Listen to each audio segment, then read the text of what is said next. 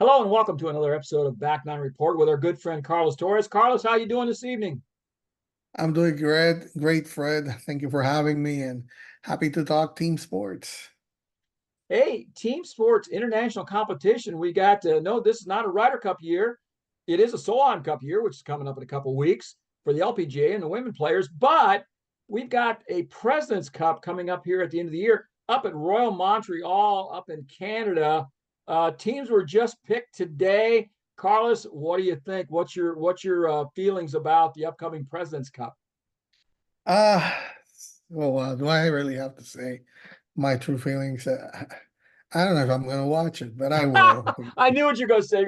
They might as well not hold it. I don't care. Yeah, I mean, and after seeing the teams, it's like, oh my goodness. But hey, it is what it is. I think the selections from Jim Furyk, he went on the safe side and picked the players that he had to make sure that complement the other six. I'm a little bit more worried about the depth of the international team, but definitely we're going to talk about who's not going to be here as well. So far, I think the teams look the weakest that I've seen them in years right now. Well, you've got those LIV guys that aren't available for either team, and we'll talk about that in a minute. But we're going to be up. It's going to be held in Royal Montreal at the end of the month. Team USA, of course, is led by Scotty Scheffler, Xander Schauffele, Colin Morikawa, Wyndham Clark, Patrick Cantlay, and Sahith Theegala, all qualified on points. They were the top six. And then Jim Furyk's six picks were right down the line, Carlos: 7, 8, 9, 10, 11, 12. No controversy there. You've got Sam Burns, Tony Finau, Russell Henley, Keegan Bradley, who's also the Ryder Cup captain coming up next year, Brian Harman, and Max Homa. Now, who we don't have is Justin Thomas, who made the big deal about getting on the team on the Ryder Cup team last year, and then was such a kind of a flop. Also, there's no Jordan Spieth, who just had hand surgery, so he's not available, or Billy Horschel, who's kind of a veteran kind of player. Also, you've got some guys who are in LIV who maybe a Brooks Koepka or a Dustin Johnson or a Bryson DeChambeau that could be a force, but they're not eligible for this thing because they're suspended from PGA Tour, and the President's Cup is owned by the PGA Tour. What's your thoughts on these picks and these players for the United States? Well, the only one that I really I'm a little bit on the fence. It would be JT, right? Um, and Jordan Spieth, you mentioned that he just had surgery. There's no way he can play. Billy Ho, well, he's a chew-in if you're gonna make him there with all the other six that are right there. I don't think that he's gonna make a difference. Maybe the veteran presence would have been fine, but Justin Thomas is like you were saying it's difficult to just see the President's Cup and not seeing him. I can understand Jordan because of the And he did injury. eke his way into the top 30 for the Tour Championship. He did, and he's been playing well lately. Yes, he did have that stinker last year on the Ryder Cup, but still, he's like I consider him like the Sergio Garcia. You gotta have that type of a presence in there. I mean, like Who it's would who just would you have him. left off to put Justin on there? That's the difficult thing, right? Because if I would have left somebody out, it would have been somebody that is high on the list right now, and that would have been Tony Finau. It would have been the Really, one you'd that have left Finau off. yes, for Justin Thomas, yes. I think the others are really justified for it. Like Russell Henley has been playing really, really well. Keegan, well, he's the one that has been doing great lately. So definitely, and Ryder Cup captain, he's making this big deal about playing. And even Jim Furyk said, "I knew he was gonna make it at the end of the day when he was named the Ryder Cup captain." He's like renewed right now. Brian Harman and Max Homa has been great players the past couple of years. So definitely, I would have just taken out Tony Finau, but of course they were not going to do that. So that's why I think Justin Thomas is out at this time. So Mike Weir is the captain of the international team. Of course, it's being held in Canada. And of course, Mike is a revered Canadian because of his Masters win and his great career on the PGA Tour. And so there were no Canadians that qualified on points. So the top six for the international team were Hideki Matsuyama, Sungjae Im, Adam Scott, who's been playing outstanding over the last couple of months, Tom Kim, who played what do you go bogey double or double bogey bogey to shoot himself out of the tour championship. But he's had a really good year. Jason Day and Benny On. Haven't heard much of Benny On, but he's obviously playing well. He's good enough to get in there. Then Mike picked Christian Bezuidenhout, Corey Connors, Mackenzie Hughes, Siwoo Kim, Minwoo Lee, and Taylor Pendrith. Oh, by the way, Carlos, I didn't know if you knew this or not, but both Pendrith and Corey Connors went to school at Kent State in Ohio, by the way. I didn't know if you knew that or not, but I just have to bring that up. So he got his Canadian guys in Yeah, of there. course. I mean, I didn't know that. Yeah, Yeah, he didn't got his know that. Canadian guys in there, and He got him. He got him. yeah, he did. And as I look at this, I see some things that could possibly work. Um, Bezuidenhout is not going to maybe be great for four ball, but he should be a really, really good alternate shot player, foursome player, tremendous putter. His backstory is outstanding, almost dying from rat poison when he was a kid, and still having issues, digestive issues, and things with his stomach. And but there's some players here that can play a little bit. Mackenzie Hughes, one of the best putters on the tour. So Minwoo Lee, long driver, very long. Taylor Pendrith, very long. Corey Connors, great iron player. So if these guys can come out and play at 90% of their best, I see the international team being a good competition for the American team, who maybe doesn't have a couple of the guys on there because they're at LIV or someplace else, like Justin Thomas, who didn't make the team. You got some new guys in there, Carlos, that may fold under the pressure on the United States team.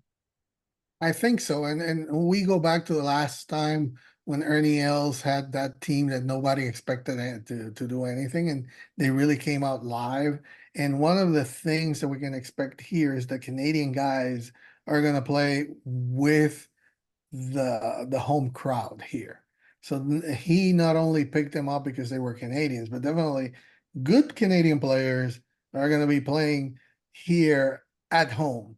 So one of the things that they have going, I think one of the things that is important always in these team competitions is chemistry between the players. I don't see that kind of great camaraderie on the US team. Yes, they know each other, but I don't, even though if you try to pair him because this player may complement this other one, I don't see them having that kind of like Jordan Spieth and Justin Thomas in the other pairings that we've had in the past before. Yes, they're great individual players, but can they actually, and the experience here in the President's Cup and this type of competition is not that big. So when you come to think about it, those players like Hideki's playing amazing. Sungjae Im is a great player. Adam Scott is playing out of his world right now. Tom Kim has been playing immensely great. Jason Day is the experience here, and he on and off, but this is the type of competition that he likes. And I know for a fact Minwoo Lee, I think, is going to be the dark horse from the international team. He has that type of play and mind mentality to come here and play well. So yeah, if the US is going to overlook the internationals, they're in for it. I mean, they're in their home course, and these players have nothing to lose, just like that other team from Ernie Els. And I think it's going to be closer than what people think. From the U.S. side, you've still got Cantley and Shoffley will probably play together. They always do. One of the things that intrigues me too is you've got good buddies Sam Burns and Scotty Scheffler who like to play together. They're down there in Dallas. They play together all the time. But we saw that at the Ryder Cup. That was disastrous. They were terrible together. And Sam Burns is so up and down. You know, Scotty's very even keel, and Sam could be really, really good, or he could be really, really bad. There doesn't seem to be a lot of in between with him. So that's going to be curious to watch as well. And now, so one more question for you, Carlos, before we leave this. So we talked about on the U.S. team, LIV guys, Bryson DeChambeau, Dustin Johnson, Brooke Koepka, they're not around. They're not available. Also, for the international team, they can't get Joaquin Neiman or Cam Smith or Louis Oosthuizen. Who do you think is hurt more by players that left for the LIV, the international team or the United States team? Considering how the Chambo DJ's really playing so bad right now that I don't think he'll make a difference if he would have been available for it. Brooks has been on and off. He hasn't really been the same player anymore. I think Bryson would be the only player that you would say, wow, that's the one that I would have liked. And this is coming from me that you know that I always say Bryson is not a team player. But this Bryson DeChambeau 2.0 seems like he would be really good for this type of competition. I think the ones really hurting are the internationals because those three players specifically are three stalwarts of the President Cup and Joaquin Neiman, Cameron Smith, and Louis Oosthuizen. So definitely they could have used that help more than really the Americans could have used any of the others. Carlos, thanks for taking a few minutes to talk to us about the upcoming President's Cup here at the end of the month. I want to just mention real briefly, too, that while we're talking about this, the Curtis Cup wrapped up last weekend, which is a meeting of a team from young women amateurs from Great Britain and Ireland against a team of young women from amateurs from the United States. And Great Britain and Ireland just won this thing, which it's unusual. The United States wins almost every time in the Curtis Cup, but they really played well. I watched the singles on Sunday. It was really exciting, very well done. Really enjoyed it. And also coming up at the Solheim Cup next week, the week of like September the 14th, along in there. So that's going to be exciting. It'll be in Virginia, right outside of Washington, D.C., at the Robert Trent Jones Golf Club. We've seen a President's Cup held there and some other tournaments over the years. So really good track. And those teams are picked and ready to go. Carlos, a lot of great golf still going on, even though the PGA Tour season is wound down. We've got the LPGA to finish up. We've got the Solheim. We got the President's Cup. We got the World Tour, DP World Tour to finish out their season.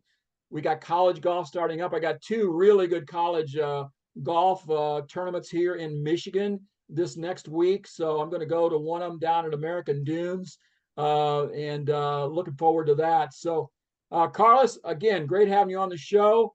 Thanks for being here. You always make it better. Thank you, Fred. It was a pleasure to be back with you and definitely talking about golf, our favorite thing to talk. And definitely those team competitions are going to be great. I can't wait to see the Solheim Cup. It's going to be a great, great tournament. And that if they repeat that 14-14 again, uh, it could be again an amazing show, definitely. The Solheim Cup, the Europeans have won the last three in a row and five out of the last seven. The United States has been taking it in the ear really bad on these Solheim Cups. They need a win big time. Stacey Lewis needs to get her girls going. They, I think they're the slight favorites, but again, that has always been the case. And look how the Euros come back and win them. So it is. I can't wait to see it. It's going to be great. All right, Carlos, thanks a lot. Until next time, back Niners. We'll see you later.